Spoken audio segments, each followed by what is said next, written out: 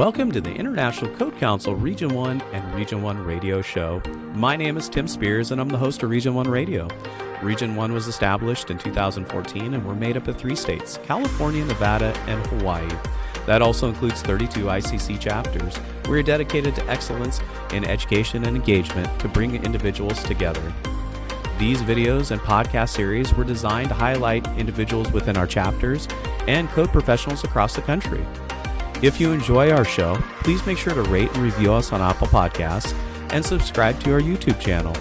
Today on the show, I'm excited to have join me 2 retired battalion chiefs from Honolulu Fire, Battalion Chief Gary Lum and also Battalion Chief Wayne Masuda.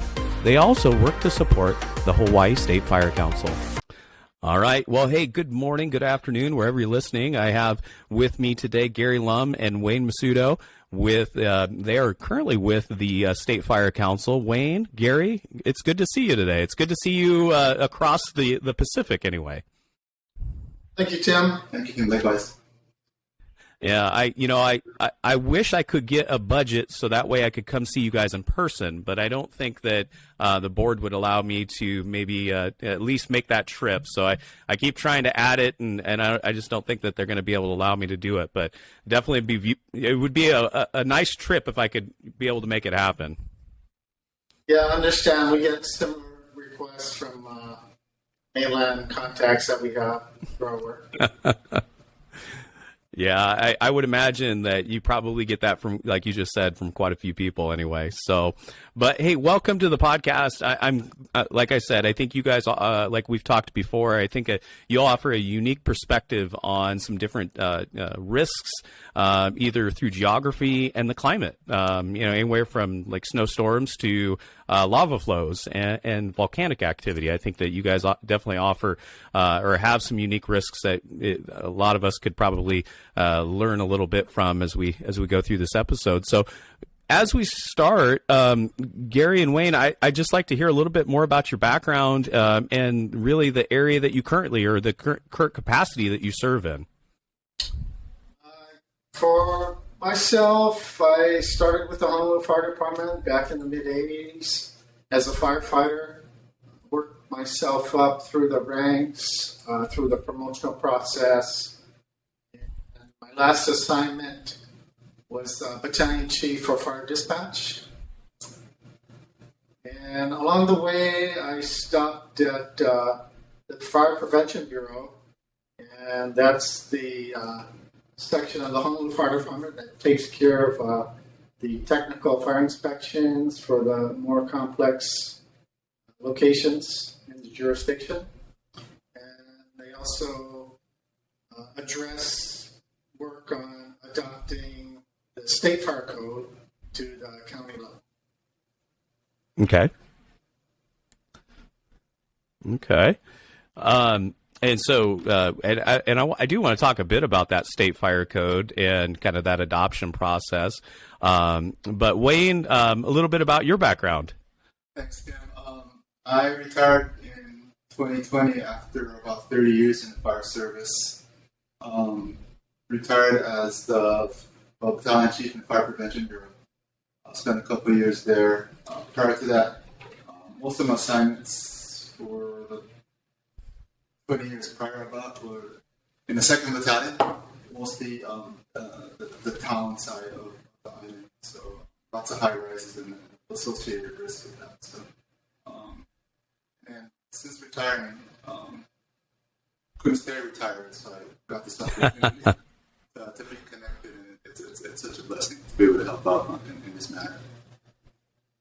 Yeah, I think I always joke about. I think I'm going to love when I do have the opportunity to retire. But I had a friend of mine just recently retire, and he is definitely, he's enjoying his retirement years, but does still want to be active. And I think that so many of us in this field, in this profession, do want to continue to be active and continue to work, in that current capacity. It's hard to, it really has been an identity for many of us throughout the courses of our careers and our lives. So now, both of you have spent some time in the Fire Prevention Bureau, and Wayne, you mentioned that you were the battalion chief over the Fire Prevention Bureau for a time.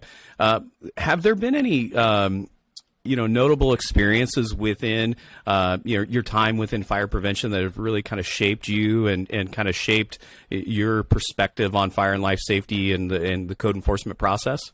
Yeah, there was that fire in 2017, maybe a few months after I got promoted into that seat. And listening to the dispatch, we knew when it started up that this would be a significant fire with lots of impact to our resources and to the public. And, I think when you want me to get into the life safety evaluation, the no condo sprinkler retrofit, I don't know if you want me to do that right now or later on. Yeah, you could definitely talk about that. I know that as a result of that fire, you guys, started looking at ways to be able to mitigate it in the future. So, no, absolutely. If you'd like to talk about that, it'd be fantastic. If you don't mind, since we're there. Yeah. And I was in the office that afternoon, sometime in July, and I looked at our records, and the building was pretty much compliant to then current fire code, but it was significant in the amount of manpower that consumed and the lives lost and the property damage, I believe, anecdotally $107 million plus. Wow. And the city administration at that time decided to put some legislation on paper. So from that, I think originally Bill 69 was introduced short time thereafter, and it had some holes, so to speak, and it was enacted, and through that process, the Residential Fire Safety Advisory Committee was formed and approved by City Council, and it had members of the Fire Service, Planning and Permitting, AIA, the AAs, of course, and lots of non-governmental representation. So we had the full circle of opinions. Right. It was already convened prior in 2005 after some significant fires, I want to say, and nothing really happened out of that one. But this one, they had convened sometime in September that same year, and out of all that discussion, we had licensed design professionals, specifically Sam Down, who was very helpful to moving the LSD, the Life Safety Evaluation forward. The LSD was kind of drafted and derived off of, I want to say, the international existing building code. And I think okay. On the top of my head, it's been a while. And looks at all these indices for risk management, basically vertical openings, fire alarm systems, on and on. And because these buildings built before 75, I want to say, wasn't required by code, all these things. And that's why some bad things have happened since. Gongs in the hallway, notification systems needed to be updated. And along the way, buildings have tried, and we heard it's hard to get money together for them to invest in and upgrade their alarms, the notification systems, their egress, and all the other important things to the fire service. Right. The RIFSAP, through the RIFSAP, all their efforts, this LSC, which is available to the public, I think on our website, allows the buildings to address their specific needs and go see where, in the budget planning, that we want to tap first to get us the most points, or retrofit with an automatic sprinkler system, which is significant for a lot of people on fixed incomes. So we heard that story. We're going to put everybody out on the streets. Grandma and grandpa can't afford it.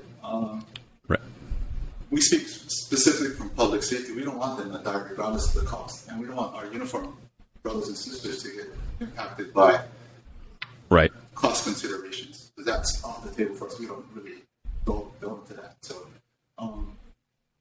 there's some help from the state for tax breaks, but not significant enough to count the 20,000 plus per unit installation cost. But since then, good news. I believe last count, 3 buildings have chosen to retrofit with automatic sprinkler systems, and one was a Marco Polo. Okay. Good for them. I must say for everyone. It's a high, 36 stories, I believe, and 500 some odd units. So the risk is there, it's high. So that goes along with what's happening in the the town area, city of Honolulu with 300 plus high-rise buildings. A lot of them built pre-75. So they're all at risk. And my boss, Socrates Batakos, assistant chief, who's since retired, said these buildings are part of our infrastructure. They're not like the mainland where they demo them and rebuild. They stay. So these grandmas and grandpas, they're going to eventually turn these over to their kids and their grandkids. So we want them to be safe for them as well. So we understand significant costs, fixed incomes, but we have to do something. So ongoing, I think we have, last count, 200 of the life safety evaluations have been submitted. And the life safety evaluations are performed by design professionals, licensed architects, licensed engineers. We're completely out of it. We just see the results and have them over to us and we file them accordingly. So I think we received a couple hundred of the 300 plus that are supposed to do them. So that's good. But I was just going to say, I was going to ask, so those life safety evaluations, is there like a timeline or like a date that they all, or a deadline that they have to all be submitted as part of that ordinance? Sure. The first deadline was May of this year. Okay. 2022. But they since adopted Bill 37, which gives them additional time. We understand that, but our testimony written says that, you know what, you go ahead and add more time for all those reasons, so people can build up their money to go ahead and get this thing done. But we're going to stand fast and we need to get these LSCs done. We need you to go ahead and update at least your notification system, and so you can get these people out. Let them know what's going on. Let them out. Get them out of the way. So our fire service people what they need to do. But we understand. So they tacked on a few more years to that. I think 5 or 7, if I recall. So that gets moved down a bit. We understand council people, council members, they have their constituency to answer to. And they've been vocal, understandably. Understand that. So we have a good relationship with them. We understand the position they're in. But we have a black and white position, fire and life safety. That's all we're about. So it's pretty easy to take a stance and set our feet, make sure that this gets done. So, and all of that, you know, before I retire, that's something that I'm really, really proud of us doing collectively, getting people to move forward and sorry not to continue to kick the can down the road until something bad happens. Because it's going to happen. Right. Yeah. You can, without a sprinkler system, you can be the most neatest person, and you can have the cleanest room, you can take care of you tip top. Your neighbor could be otherwise and impacts you. So we want to make sure you're safe. And we're finding, Tim, that a lot of, besides the notification, a lot of risk is involved with the vertical openings, you know, through from Florida. Oh, yeah. So through the years, when they run the conduits and the chases and stuff, no one's ever gone back in and make sure it's buttoned up like it's supposed to be. So a lot of the buildings. So is that? Sorry, go ahead. I was just going to say, so is that part of that evaluation, that looking at the vertical chases and making sure that they fire stop it? Because really, as you and I, you know, the three of us understand, those vertical chases really act like a chimney, right? If there's, and it'll allow that smoke and the fire and the byproducts of combustion to be able to get into those spaces that could pose a problem to people in adjacent spaces or other floors. So, if I recall, MGM Grand in Vegas, I think most of the deaths and injuries happen on the upper floors because of the vertical opening. Okay. I know of a building who recently did bathroom renovations. So they went ahead and buttoned everything up, piled it all nicely, and found out that behind those walls, no one went in and double checked the spaces. And we're trying to sell that because it's a very expensive proposition for these guys to go pull all that up and go ahead and get that addressed. So I know, we understand, but you're the one rolling the dice. Yeah, no, and as you mentioned, I would imagine that these are probably all primarily residential. You probably have some that are business type occupancies, but also target hazards, right? These are all, like, as you mentioned, it's not something that if there's a fire or another emergency in there that these things can be readily demolished and then rebuilt. These are things that are kind of fixtures within the city. And so with that being said, as we speak of the designer evaluation, are there requirements for, is it a fire protection engineer or a civil engineer or a similar person that's supposed to conduct those evaluations? It's as long as you have licensed. Okay. Licensed engineer. But back to the other point about business is business, high rises. I think we passed an ordinance back a few years that makes it mandatory for them to have automatic sprinkler systems. So this is specific to high rise residential buildings. Okay. 75 feet over 75 feet from fire department access. And did I hear you right when you said that there are 300 of these facilities in the city, or 300 of these structures? At least 300, 380 last count. Okay, wow. We do an inventory. We did one initially when all this started up, and it was 350. Lots of them got taken off the inventory when they didn't meet those requirements or whatever reason. So they provide documentation to us, and we adjust the list accordingly. So roughly, 5360. Now you mentioned, how many people were involved, and so I think I've talked to a lot of other folks throughout these this podcast series, and we've talked about making sure on the code development side, getting the right people in the room. And you mentioned all the different folks from, the public safety officials to elected officials to building industry officials as well. And you mentioned that there might have been some resistance, and as we talk about like fire protection systems and those fire and life safety systems, you've had 3 that have already installed them. Is that correct?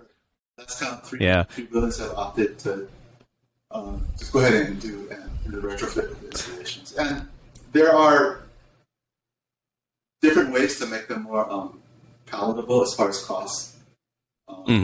With exterior piping, and you can just cover them up with molding and stuff. And there are ways to do it. So we listen as long as you take steps to move forward and get that done, however long it's going to take you. At least you're providing a great effort. So we appreciate that. We understand the cost. We all live here too. Some of us live in those high-rise buildings. So we understand that cost is significant with the cost of living in Hawaii and California as well. Yeah, building costs have definitely gone up significantly in this current age that we are living in as COVID is starting to wane a bit. We're seeing those building construction costs have increased, supply chain issues and a couple other issues. So I can definitely understand that as well. In part of that evaluation program, now we've definitely seen some challenges associated with like the Surfside condo collapse in Florida and some of the legislation and that review of that process that they're conducting on maybe on the other side of the country. Is part of the evaluation done by the design professional? Are they also looking at structural provisions, or is it just primarily systems from early notification and like fire sprinkler suppression? It's not too much structural, other than what I told you. I have a list, but I can forward the. I'll send you the link to the our website. And on the website, there's a link to the LSC, and then you can go ahead and look at specific indices. Note about that the Surfside collapse in Florida. Yeah. Yep. We've been in discussions with some local insurance people, and everyone across the nation is going to have to eat that cost throughout. Everyone's premiums will go up to support all the losses they've had, on top of the wildfire damage too. So the impact's going to be a while for these buildings and the collapse and wildfires. Significant fires like the Marco Polo, they're not just going to pay it out of their pocket. Someone's going to have to cover those costs. But not so much structural. Okay. Yeah. I know that some like here in California, we also have a lot of high rises. Currently where I'm at, we do not. We are starting to maybe see some desire by some of the building industry to maybe look towards that, but not necessarily. It hasn't stretched into my neck of the woods. But I know in talking with some of my counterparts in the Bay Area, they definitely have some significant high-rise activity and existing high-rises as well. So it is, and when you start to put a lot of people into one location and definitely in an elevated position, being able to get people out quickly, so that early notification is definitely going to be one of those keys. So, But Gary, I would like to kind of maybe hear about your background a little bit, and maybe some of those significant changes that maybe have shaped your career with your time in fire prevention as a battalion chief. I'd have to say probably the most significant event when I look back is about 10 years ago. There was a fireworks explosion in a storage bunker, and there were 5 fatalities. Oh, wow. And the investigation revealed that the personnel in charge of dismantling these confiscated fireworks were working outside to dismantle them, but then it started to rain, so they moved the whole operation into a storage bunker nearby. And I believe the ignition point was some sparking tools that they were using, and the resulting explosion, like I said, resulted in 5 fatalities. And that impressed upon me the importance of following the fire code or industry best practices, especially regarding fireworks, because they are classified as explosives. Right. And from that, it kind of shaped my ideology when for instance, we come across a request for variance from the fire code, and somebody had a construction project. And for instance, if a homeowner came in and the projected project didn't meet the code, for instance, road width or distance to hydrant, we tell them you need to either install a sprinkler or widen the road width or move the hydrant. And normally the cheaper alternative is indeed to install a residential fire sprinkler system. Right. Yeah, and we know that those residential fire sprinklers are, and I looking at the Honolulu Fire's website, but here in California, we've had residential fire sprinkler provisions in the code since, I want to say, 2011. And we do see that residential fire sprinklers do a very good job, not only in life safety, but also property conservation. Not to say that it's designed for property conservation, but it does help. If we can be able to keep that fire from growing to flashover, it does help us be able to suppress it and be able to hopefully get them back in their homes quicker should something happen. Yeah, for sure. And so that's a good segue into one of our current major initiatives is to overturn a state prohibition that prohibits the counties from requiring residential fire sprinkler systems in new construction for 1 and 2 family dwellings. Okay. So Hawaii's one of the other 47 states that have a carve out from the National Model Code that prohibits that requirement. I believe your state, California, and Maryland are the only 2 states that have it in place. Yeah, I believe so. I think that I know of some like local jurisdictions that require it or have implemented some provisions, but statewide, I believe that like you said, there are very few of us. Right. And so one of the jobs that State Fire Council has is a legislative liaison between the county fire chiefs and the state legislature. And so this legislative session, we introduced a bill to overturn that prohibition. It's supposed to sunset in 2027, but every year we're trying to overturn it.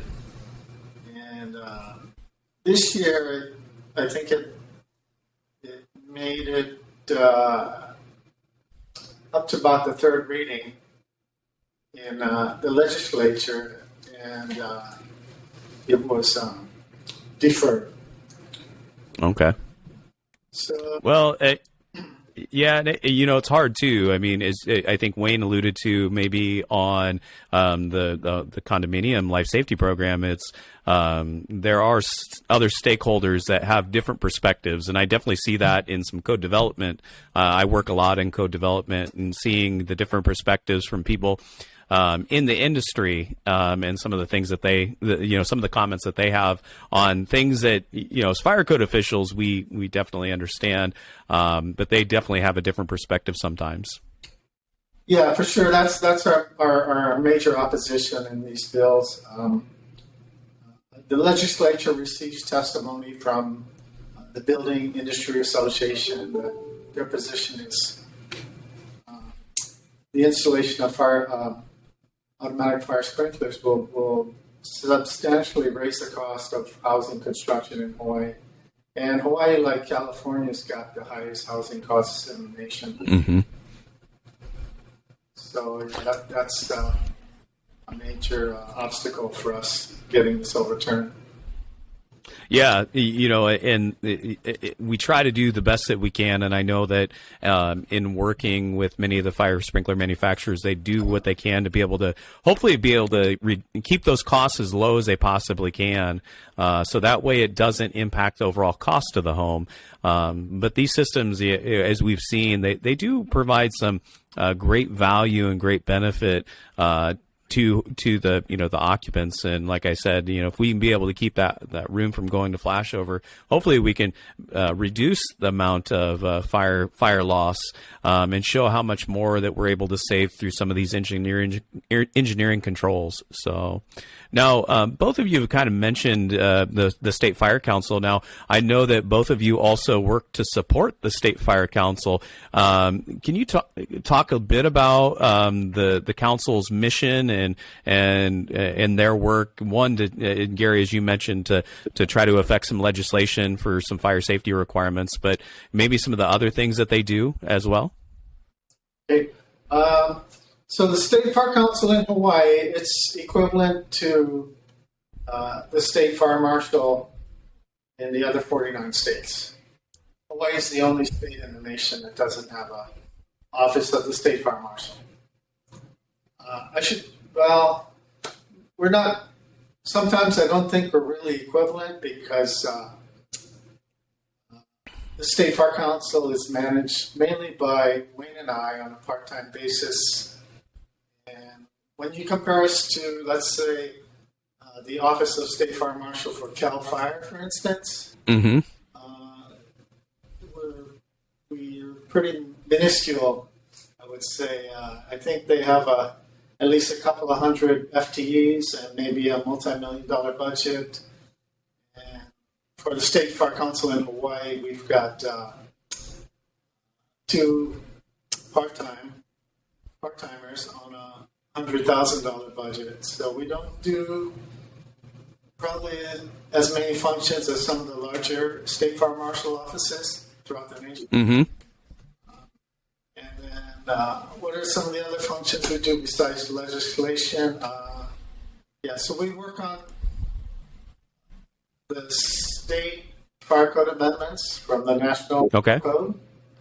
And we do that on a 3-year cycle as the National Fire Protection Agency's Fire Code 1 comes out.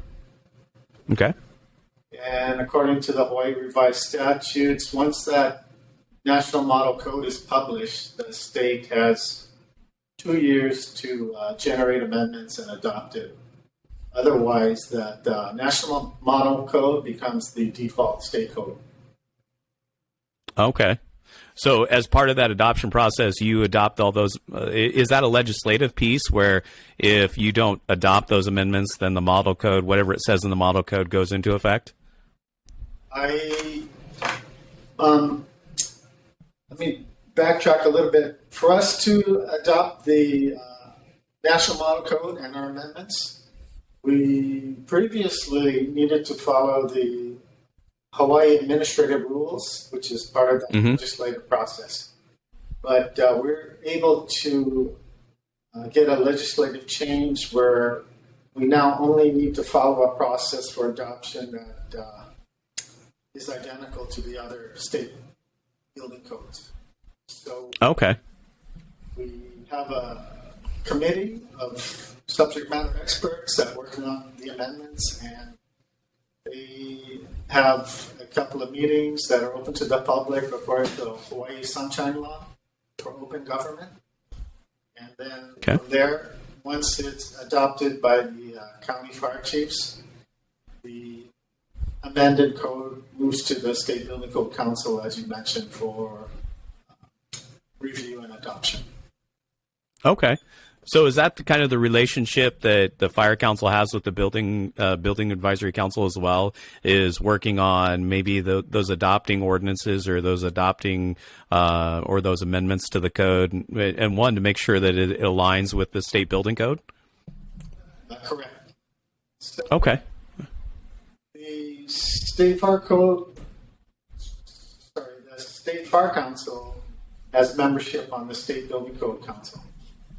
And we're one of the voting members where all the building codes, like I mentioned, come before that SBCC for amendments and review and adoption. The only bit of a disconnect here is the state fire code is based on the NFPA Fire Code 1. And the building code, for instance, the building code and the residential code follow the IBC and the IRC, Okay. respectively. Okay. Yeah. So, is, looking at that, trying to be able to, I know NFPA and ICC have, over the course of the last many years, have tried to align their codes a little bit different. Now, I know that I've participated in the ICC code adoption process, or at least the code hearings, but I also know NFPA has a very similar process. But as we're starting to see, there is a lot more consistency between building and fire codes. They just may be laid out a little bit differently, depending on which model code agency that you follow. And so in seeing when I worked in the Midwest, we had something very similar where we utilized NFPA 101 for some things, but then we were using the IBC for building code provisions as well.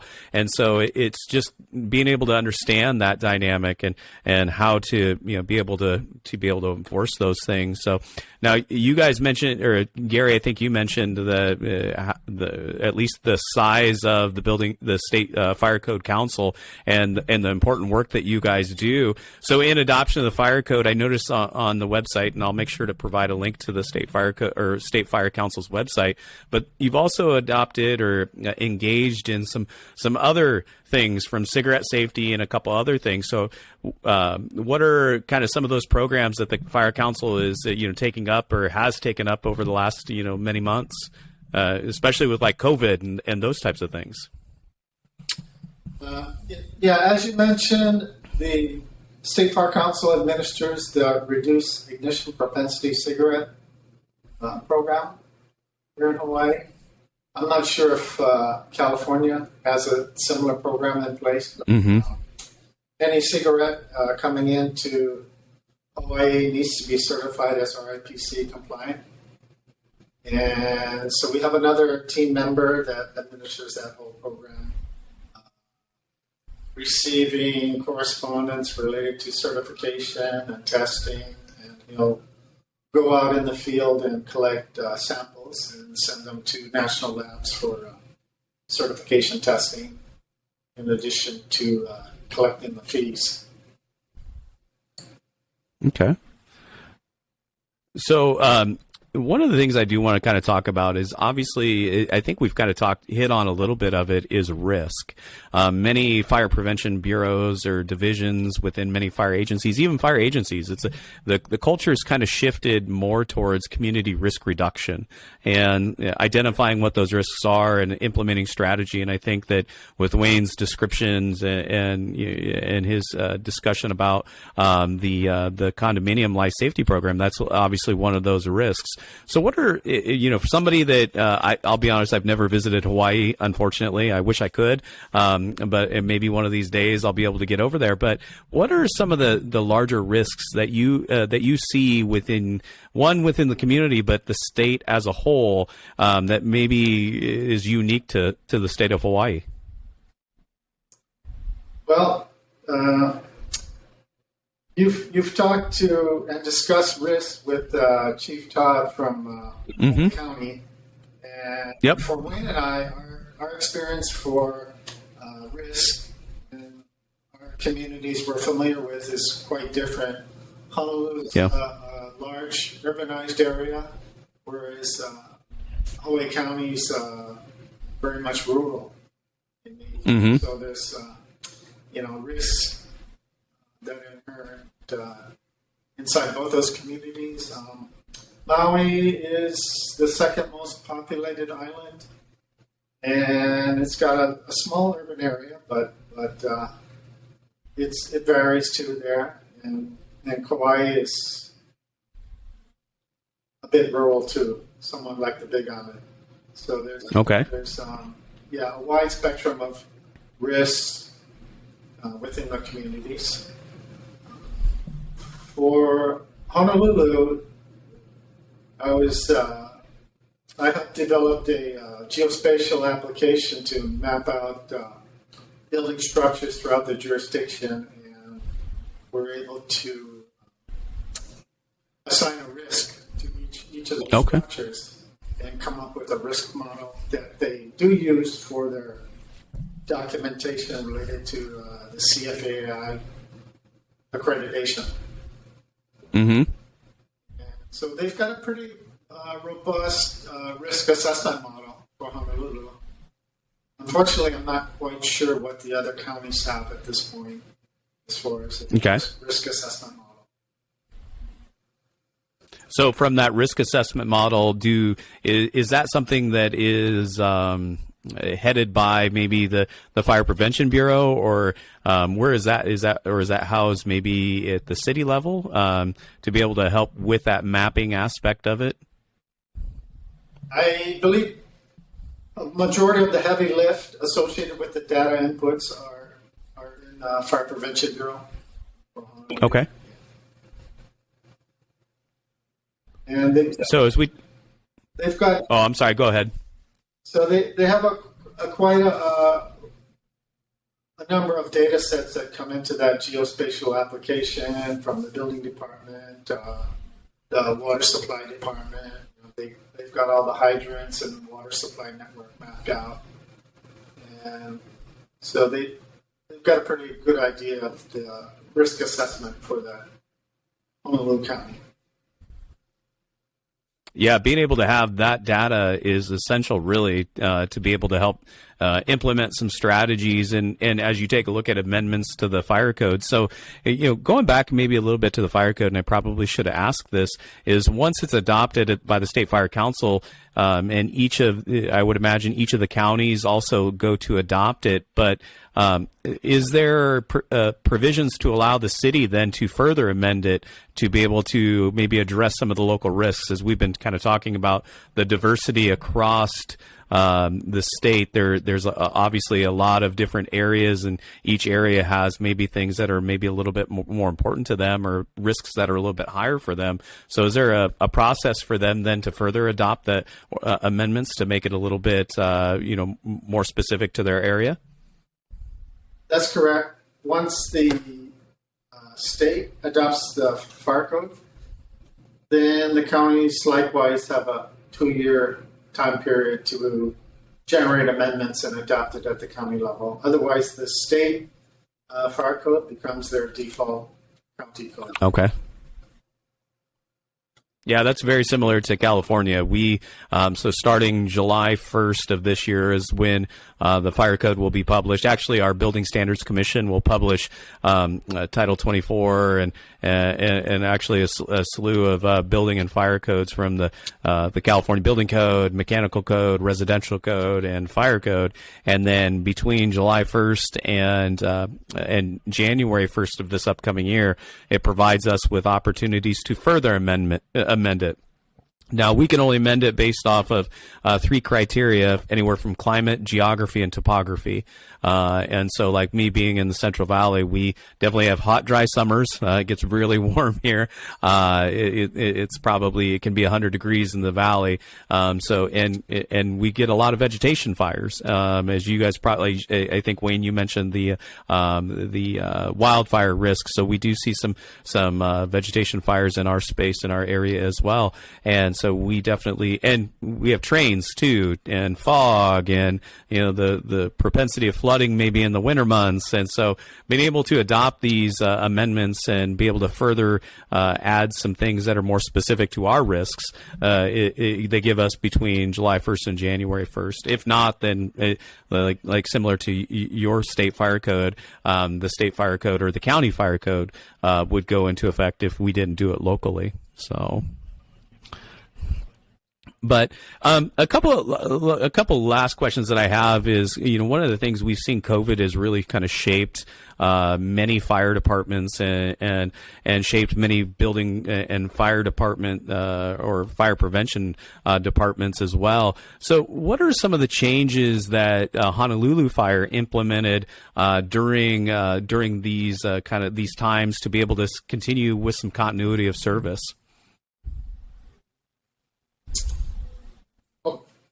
Quick, I think you might be able to answer that better since you have more recent experience. I retired end of 2020, just when all the COVID was spooling up, and it limited our code inspectors from getting out there and personally inspecting buildings and properties. So a lot of that had to be creative and do remote access and still be able to do what they do and to keep the numbers of inspections up. Then they've done that, and just within this office, there are a bunch of accommodations that we have to take care of. People working remotely on site. And in spite of all of that, I was very proud of what the Prevention Bureau and the fire department as a whole was able to do. The people out in the field, the responders, they had their own issues, basically living, in a station, their own bubble, and keeping that bubble intact and safe for everyone. So tough time for anybody to deal with, but I think our leadership at that point did the best that they could and try to keep everybody safe. So it did push a lot of our inspections back a bit, and we'd like to hopefully they're picking it up, because there's nothing like getting out there and seeing things with your own eyes, and as well. You can see it on paper, and a lot of changes can happen between the last inspection to the next one. You need to go out and put your boots on the ground for the sake of your fellow brothers and sisters on the field to make them safer. So we did a good job. I don't miss that COVID stuff though. It's feeling now. Yeah, I'm glad that, as you mentioned, video inspections or remote inspections, they do serve a good function, right? They do help us be able to kind of see some of those things. But I do agree. I think that being able to get out there and be able to see it in person in that three-dimensional space does, lend itself to a little bit, be more advantageous to be able to help address some of those risks and identify maybe a deficiency that might need to be addressed. And it also allows our personnel an opportunity to go ahead and try to sell fire safety, life safety. For your employees primarily, and your insurance costs and your customers, and explain things, and rather than just be the city official who's trying to hammer my business down to the ground and doesn't care about it. But it's a good opportunity, like I said, for salesmanship. And one of our former employees liked to use the term velvet hammer. So, kill it with kindness and explain things, and where they might not get a similar explanation from another county official why this is important to you primarily and your customers. Yeah, being able to sell the aspect of fire safety, I use that a lot with a lot of my inspectors here, and the customer service piece, because being able to develop that relationship and that rapport, I think is vitally important to the long-term addressing of risk in fire and life safety. So being able to get back out there and have those communications and those contacts. Now, and maybe Honolulu Fire was already doing it, but a lot of folks that I've talked to, they've gone to the digital plan reviews. Is that something that was also implemented during that time? Chief, we had digital reviews before, but I believe plans in the electronic format have been submitted for quite some time before COVID. Okay.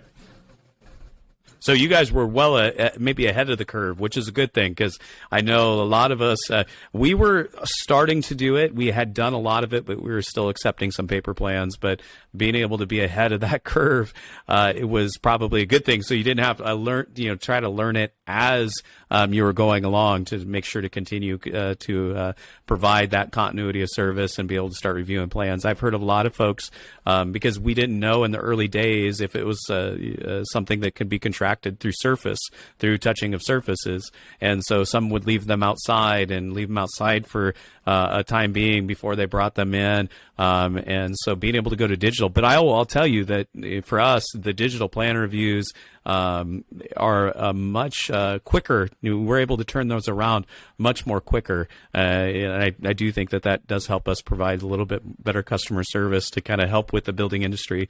I would imagine that the building industry is very active in your area as well. And so a lot of folks are wanting to build and continue to move forward. There's a lot of activity right now. So Tim, your folks prefer digital over the paper in spite of separate from the COVID issue between the two? If they had a choice, they might do paper because sometimes it's easier to be able to flip back and forth. But right now, I've done both. So if I would probably choose digital in the sense that I like to be able to scale the plans digitally because it's much easier. So if there's a unique scaling that is on the plans, I can typically be able to find out how to do that digitally, maybe a little bit quicker. So I think that there are more tools available digitally than maybe on the paper, but I do think that being able to have the paper in hand, more of that tactile, more of that touch feel, sometimes I like that too. So we have a plan review section within we've had, not there anymore, but in the Fire Prevention Bureau that at that time they preferred the paper review just because of the tactile stimulation, back and forth, and maybe it's just a matter of getting better technology and getting acclimated to what's available out there in the market. Yep. And I will say that COVID definitely helped kind of spur on innovation in the sense of being able to keep us all connected. Platforms like we're on today allowed us to be able to stay more connected with people. And now it allows us to be able to reach people that we didn't reach before and being able to have these, virtual offerings like we're doing today on this podcast. Like I said earlier, I would love to come to Hawaii and do this in person, but I don't think I can get them to help me budget for it. So I have to be able to do these virtually, which is great because then I can reach people across the country. And I've talked to some folks in Washington State, in Michigan, and then also I was able to speak with United States Deputy Fire Administrator Tanya Hoover. She was a former state fire marshal here in California, so I did speak with her in an episode just recently. But she was located all the way over in Emmitsburg, Maryland. So being able to have that communication, these platforms have definitely given us that. So, but. Well, it looks like, we've been talking for quite a while now, be cognizant and be aware of your time. Is there anything else that you guys would like to add before we bring this episode to a close? Other than thanks for the opportunity to make this world a little smaller too, right, like you said. Yeah. Let me see. One thing I should add is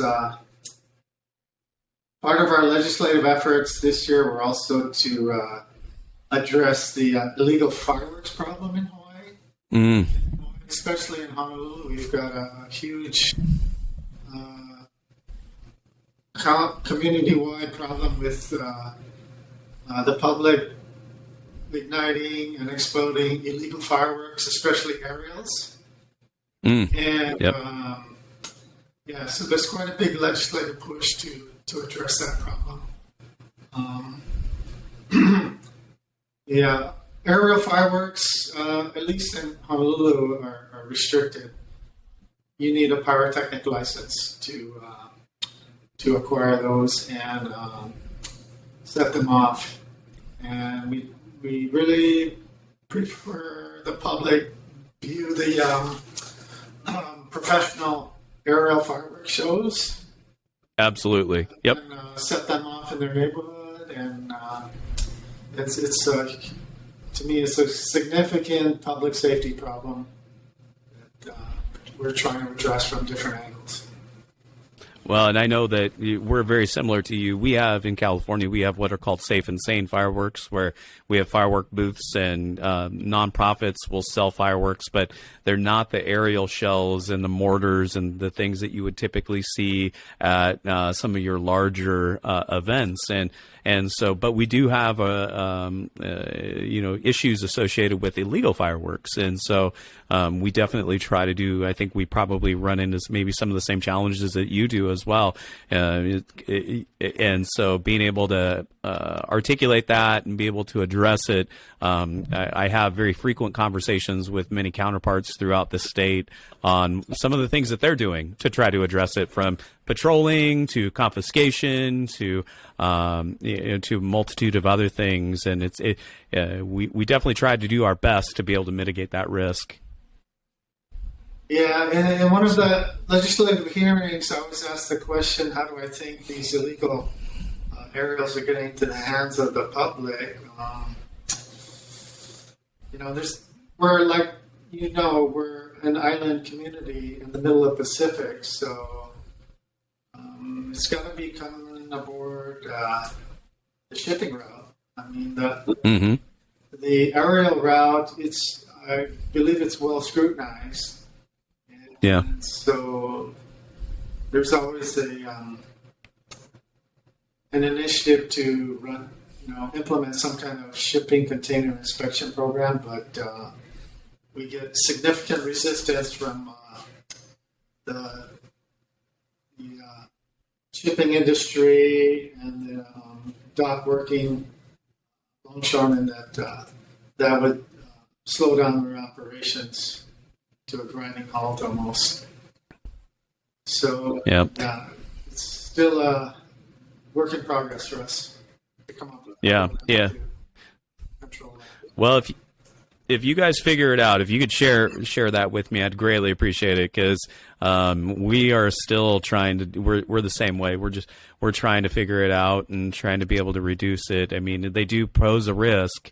Illegal fireworks get into vegetation and on top of roofs and those types of things, so they do pose a risk. And so, but yeah, it's definitely a challenge, and I can relate with what some of the challenges that you guys are facing with as well. So. Well, Gary, Wayne, I do appreciate your time, and like Wayne, you said, being able to make this world a little bit smaller. This is great to be able to talk with somebody and maybe get a different perspective on fire risk and fire code enforcement. And I will make sure to link back to the State Fire Council's website. I'll make sure to provide links to the Honolulu Fire Department's life safety and condominium program as well. So if others want to check that out and see what that looks like, and maybe look to see if that's something that's going to work for them in their area, that's why we have these discussions, because it does help kind of bring more of us together and have these conversations. So I really do appreciate it. Thank you again. I truly do appreciate meeting with you guys today. You're welcome. So thanks for inviting us to talk. Yeah, absolutely. Well, again, that brings our episode to a close. I would say, and I would ask anybody that's listening to us right now, if you enjoy the show, please make sure to subscribe to YouTube. We also have, we're also on Apple Podcasts, Google Podcasts, or Google, the Google Play Store, and then also Spotify. So you can listen to all those episodes there as we continue to add them. So with that, again, I want to say thank you. Yep. You're welcome. Mahalo.